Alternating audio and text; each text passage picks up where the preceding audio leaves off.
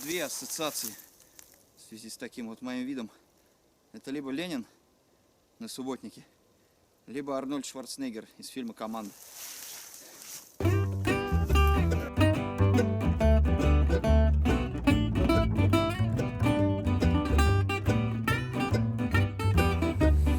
Так, ребята, добрый день. Сегодня 13 октября 2015 год, Ивановская область.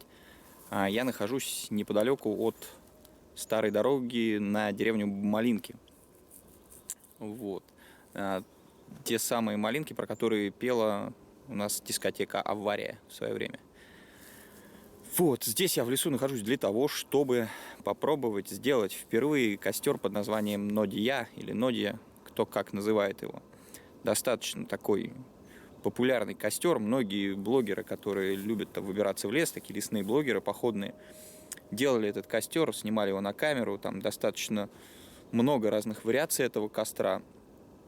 И вот мне захотелось попробовать одну из них. Сейчас я этим и займусь.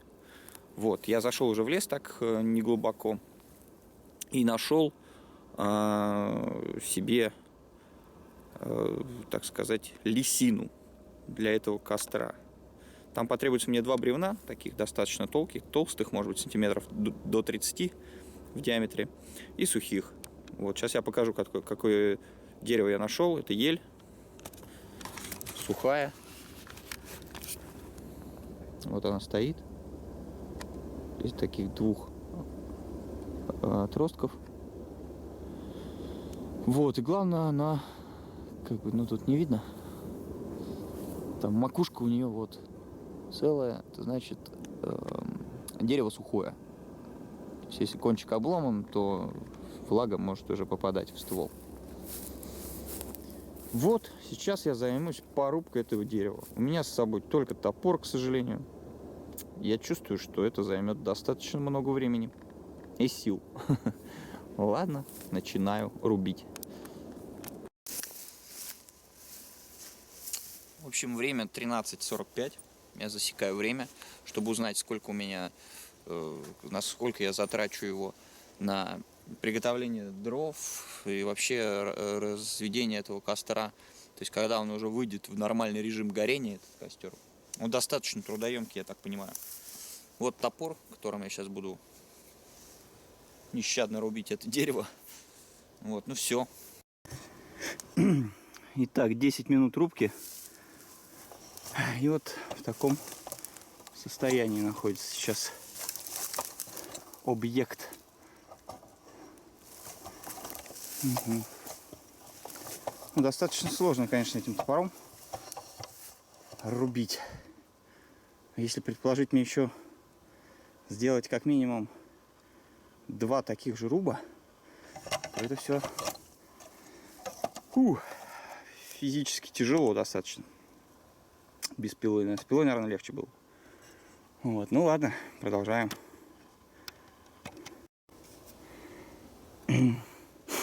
Вот так вот я уже, как бобер, вгрызся в это дерево. А оно стоит и не думает падать. Фу, достаточно тяжело, уже мозоль у меня, короче, на руке. Топор для этих дел не подходящий, но деваться некуда.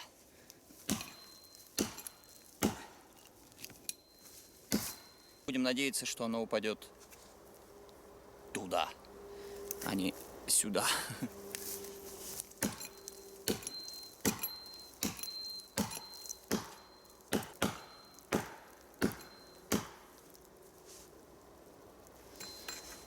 Держится уже на каких-то там ниточках, мне кажется.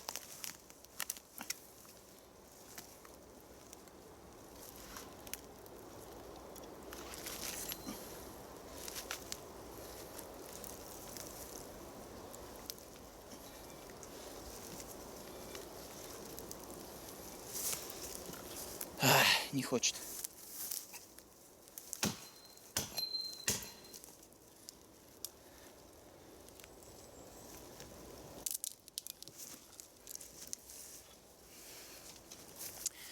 Сейчас я услышал хруст, когда качал. Это значит, близится момент падения Skyfall. Фух.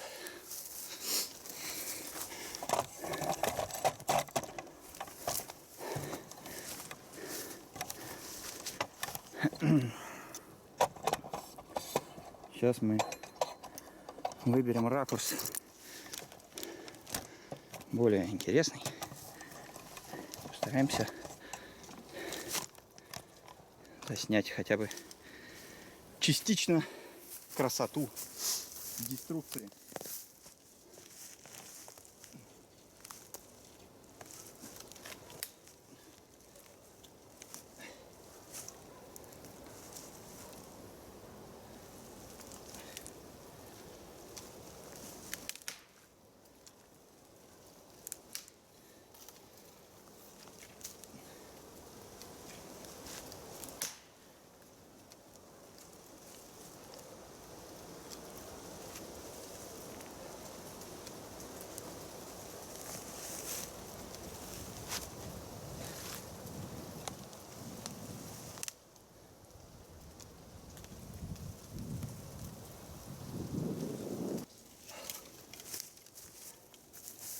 Ох, непростая эта работа.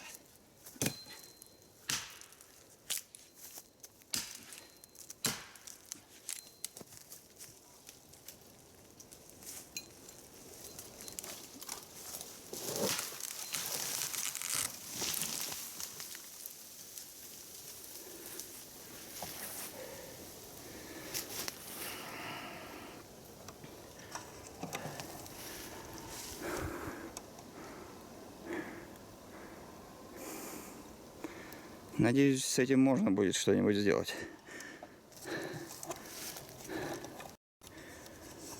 Фух. Не спрашивайте, чего мне это стоило. Но я все-таки умудрился это дерево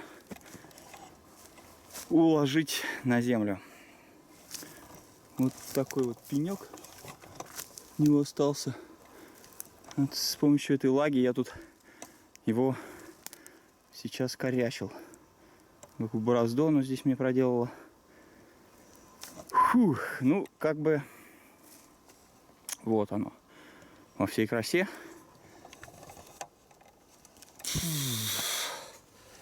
Но я уже слегка, так сказать, устал, мягко говоря. Фух. Так, сейчас посмотрим время. 14:39. Практически час прошел с того момента, когда я начал рубить это дерево. Офигеть, по энергозатратам костер-то столько не выделит, мне кажется, тепла, сколько я уже затратил на него. Фух. Что-то у меня такие терзают смутные сомнения, что у меня костер-то на 2 денька растянется. Время уже к 3. Если такими темпами. Ну, попробую, ладно, попробую сейчас доделать. Ладно. Фу, сейчас выберу с этого бревна 2 равных отрезочка. Это, наверное, первый будет. Толстый, зараза, очень, конечно. Ну, ладно, и второй там поменьше. Сейчас я срублю сучки. И вот этого мне, я чувствую, хватит. Ладно.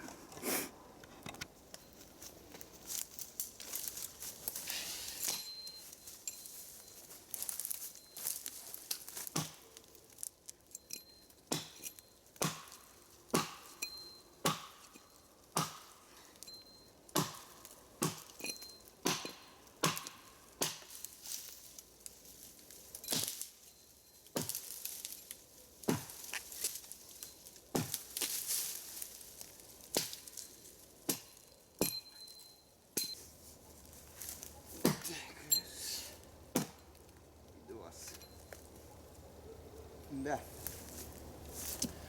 Такой длины мне, пожалуй, хватит. Одно и второе. Вот так.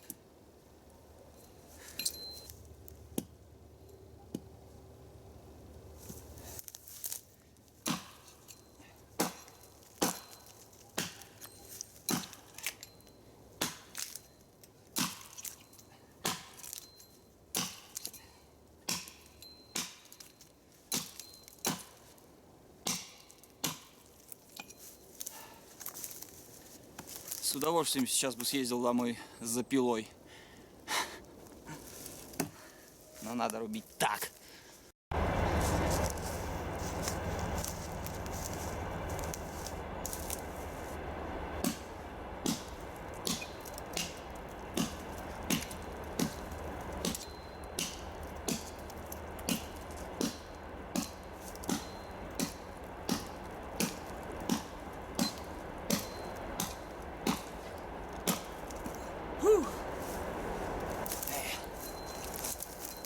Нет, конечно, я все понимаю, такой костер при наличии крепкого сибирского здоровья, хорошего топора, наверное, делается легко.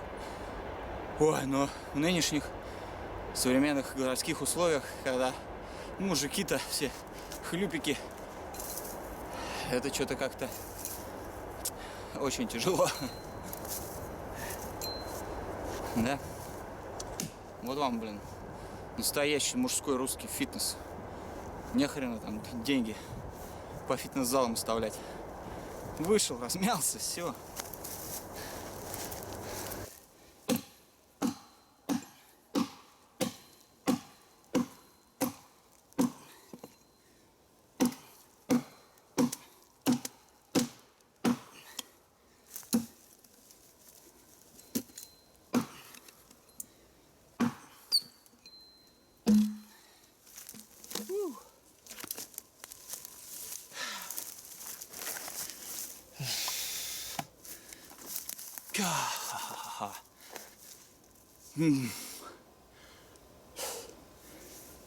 Одно бревно есть.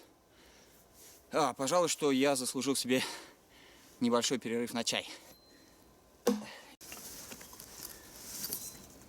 Ой, между тем у меня уже две мозоли.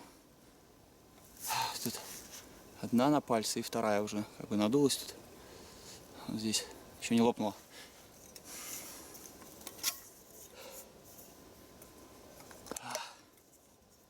Так, надо перемешать чай.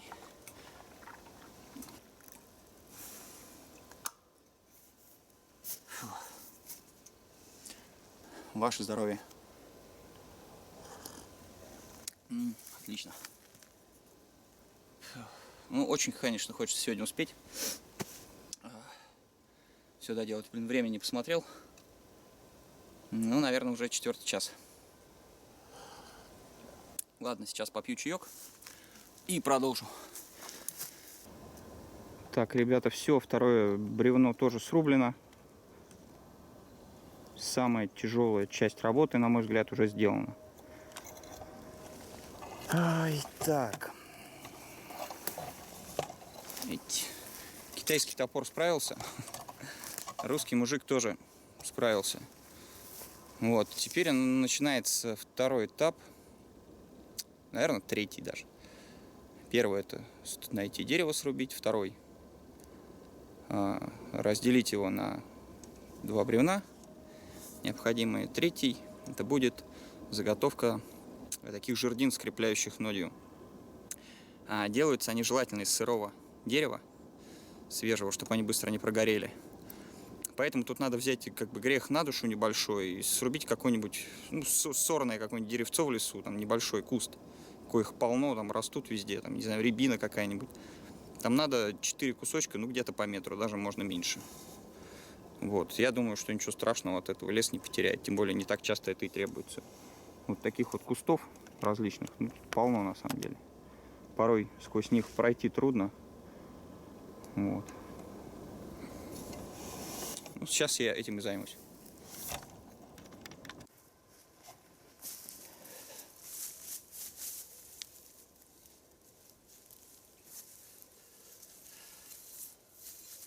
Так, ну вот, колья заготовлены. Такого порядка. С одного края оно затачивается, со второго его оставляется тупым. 4 штуки. Обошелся я даже 2 сухими. Вот. Все, начинаем таскать эти огромные бревна.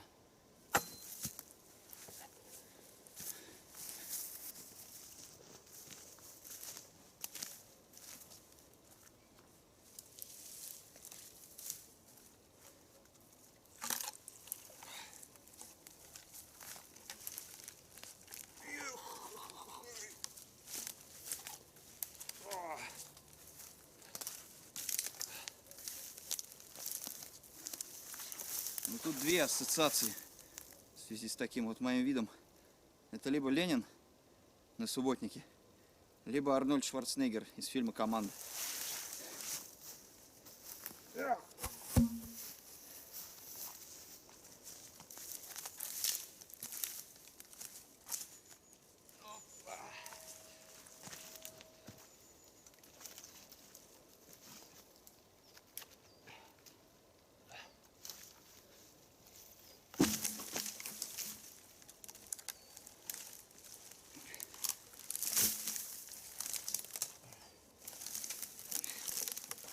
С этим номер на плече не пройдет.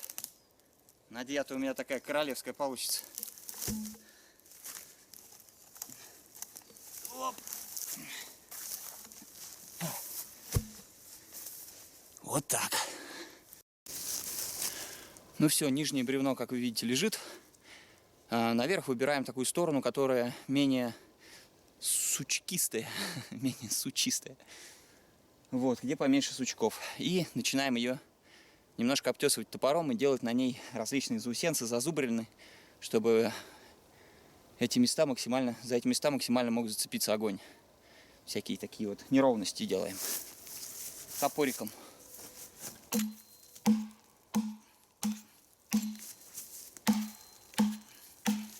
Ну вот таким вот образом.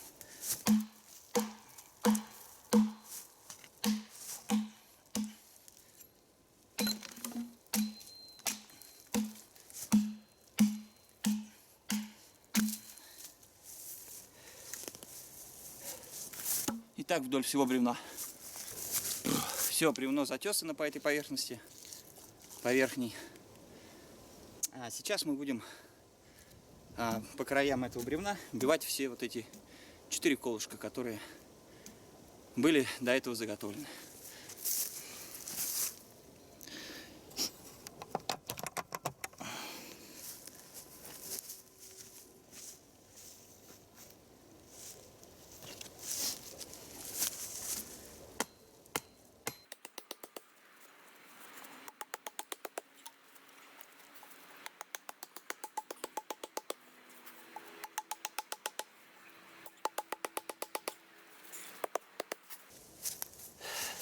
Этот этап тоже выполнен. Теперь на бревно накладываем слой мелких веточек, коры березовой, какого-то хвороста. Все, что, в общем, хорошо горит. Достаточно такой хороший слой. Фух. Ну что ж, займемся поиском всего этого. Так, кора берез сейчас легко. То есть буквально вот даже резать ничего не надо.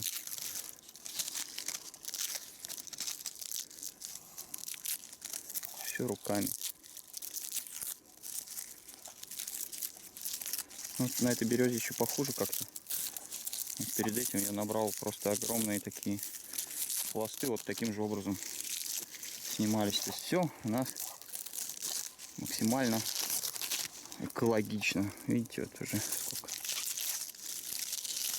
Без какого-либо вреда лесу. Вот. Сейчас надеру еще.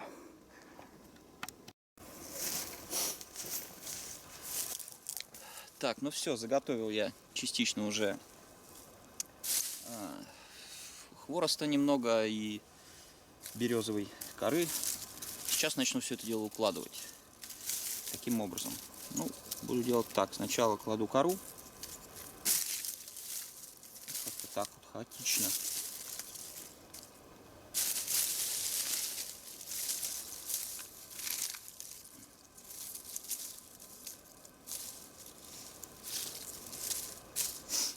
А сверху на кору я тихо палочки кладу. Сверху на кору вот различный такой хворост, мелкие еловые веточки. Насколько я знаю, их вот на Дальнем Востоке называют бодоровки, такие веточки. Ну, там мелкие вот эти вот самые кончики, они как порох, по-другому еще кто-то их порох называет. Вот, и таким образом такой сделать. Сейчас надо толстый пирог вдоль всего бревна. Такой побольше лучше палочек, чем больше, тем лучше. Так, ну все. Ребят, пирог такой уложен. Снизу кора березовая, сверху такие вот хворостиночки. Эта часть работы выполнена. Теперь берем второе бревно. Вот это. И... Блин, оно с трещиной, можно было его расколоть пополам. Было бы все проще. Ну ладно. Так, берем это второе бревно и стесываем с одного края, где тоже поменьше сучков, вот, верхнюю часть. То есть снимаем кору и оставляем заусеницей, чтобы огню было за что зацепиться. Все, делаем эту работу. Ну все, как вы видите, эта сторона у второго бревна тоже затесана. Так, мы очень близко уже к моменту розжига костра. Так, теперь что мы сделаем? Мы возьмем две палочки, ну, приблизительно вот такие, и установим их. Одна пускай будет вот здесь. Так, разгребем немножечко. Здесь. И вторая отступим где-то столько же от второго края бревна и разместим вторую тоже там же.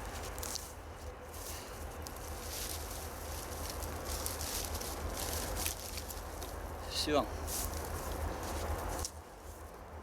Теперь берем бревно мелкое, относительно, конечно, мелкое, и с тесанной стороной укладываем его вот так вот.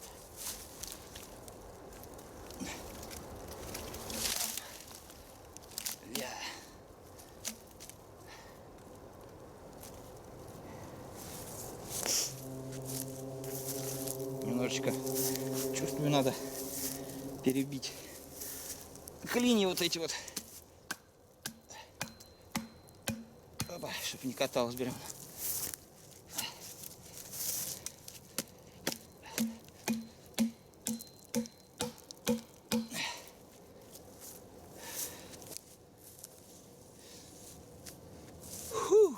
Ну, как бы все, более-менее. Сейчас я сниму общий вид будущего костра.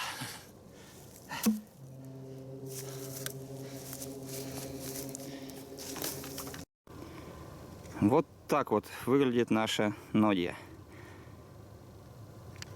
Так, как вы видите, бревно на бревне, по краям поддерживающие такие жердины какие-то стоят, и между ними по краям две палки, и наложено всякого горючего материала. Березовая кора, хворост. Так. Ну что, дело за малым, ребят. Осталось его поджечь. Я что-то уже даже волнуюсь, столько трудов потрачено. Сейчас посмотрю, кстати, на телефоне сколько времени уже. Ну и начну разводить.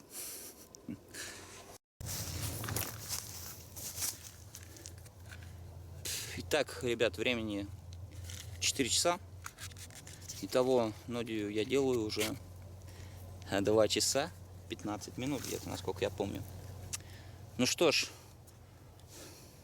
лайк, если досмотрел до этого места. Если не подписан, подписывайся обязательно. Иначе костер не загорится. Ну что, с Богом. Загорелось.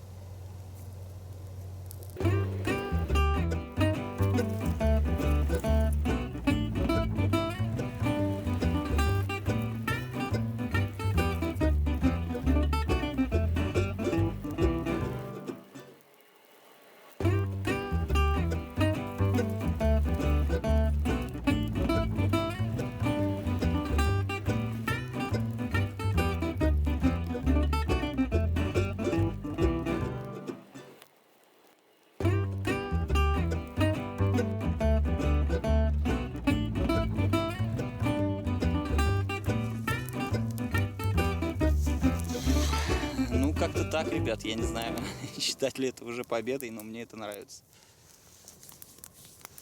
Вот в этот промежуток можно периодически, там, чтобы пока бревна не накопят угли, подкидывать веточек, чтобы это все горение постоянно происходило.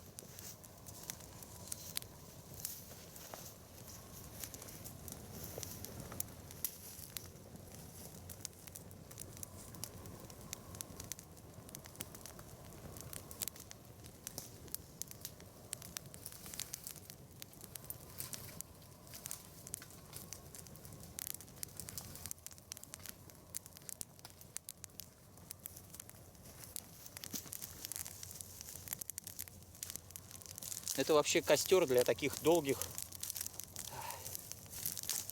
не знаю, долгих ночей, долгих вечеров, таких прохладных. То есть он как бы долг в приготовлении, но и горит он достаточно продолжительное время. То есть там несколько часов вы просто забываете о том, что вам надо подкидывать дрова. Там, если, допустим, хотите поспать, ложитесь как-то рядом там и спите.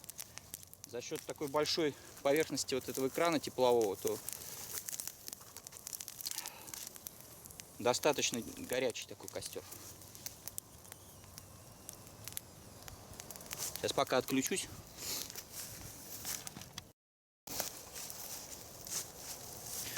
Ну все, хворост прогорел. И на первом бревне внизу образовались угли. Сейчас мы можем вот эти вот палочки, которые устанавливались с двух концов, я думаю, вынуть, чтобы положить уже бревно именно на сами угли. Сейчас я это постараюсь аккуратно сделать.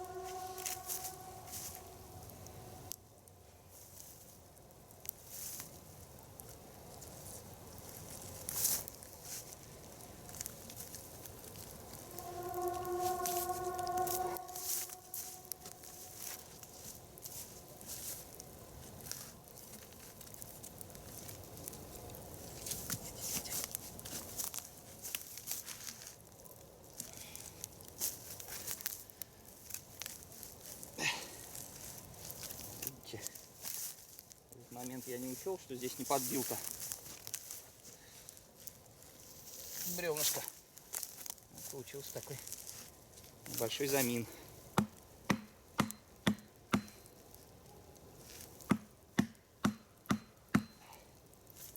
Все.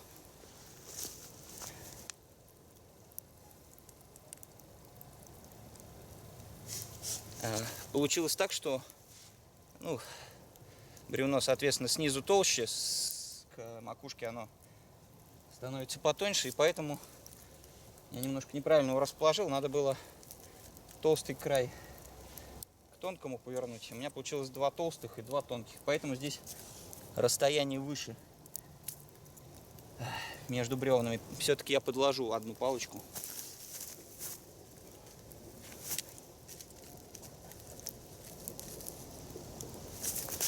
Хотя бы так, наверное. Если вы видите, вон там пламя горит. С обратной стороны сейчас тоже посмотрим.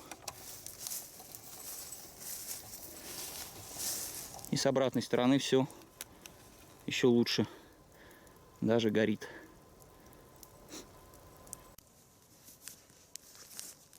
Ну что, ребят, костер, как вы видите, горит. Костер не фейковый, костер рабочий. Очень тепло у него. Я так понимаю, что действительно, вот как говорят про него, что горение его там происходит по несколько, там по 4-5 часов, ну, трудно как бы не поверить, потому что горит уже столько времени, там, не знаю, обугливалась только верхняя часть. И на что еще хотелось бы обратить внимание, вот у меня здесь по центру видно такое темное пятно, это сучок. На самом деле он мешает этому костру. Получается как качели на этом сучке, да, то есть вокруг прогорает древесина, а вот в сучке оно горит намного медленнее. И поэтому то с одной стороны костер горит, передвинешь на другую сторону, он с другой стороны начинает подгорать, точнее, ну, так сказать, перевесишь на другую сторону когда. А так все отлично. Не знаю, я, конечно, не дождусь, пока он весь прогорит. Надо его будет как-то ликвидировать. Вот. И пока приятно, что, так сказать, задуманное осуществилось. Пока можно спокойно присесть, налить себе еще чай и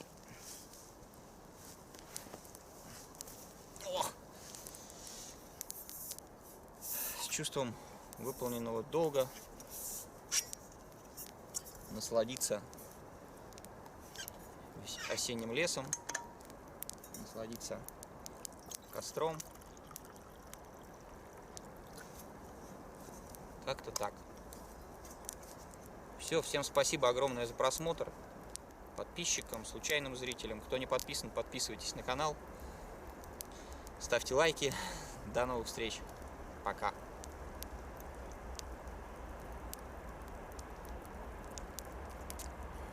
Отлично.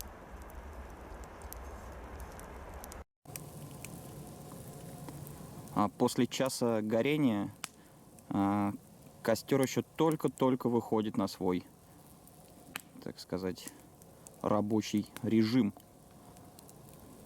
Только-только. Я бы еще не сказал, что он активно прямо горит так, как он может. Нет, жар, конечно, идет, но я чувствую, что он еще больше разгорится. И действительно, костер очень долгоиграющий.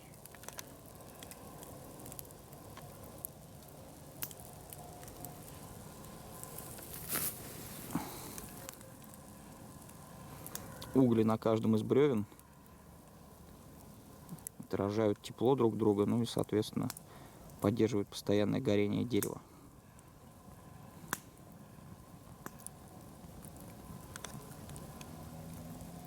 Гениально.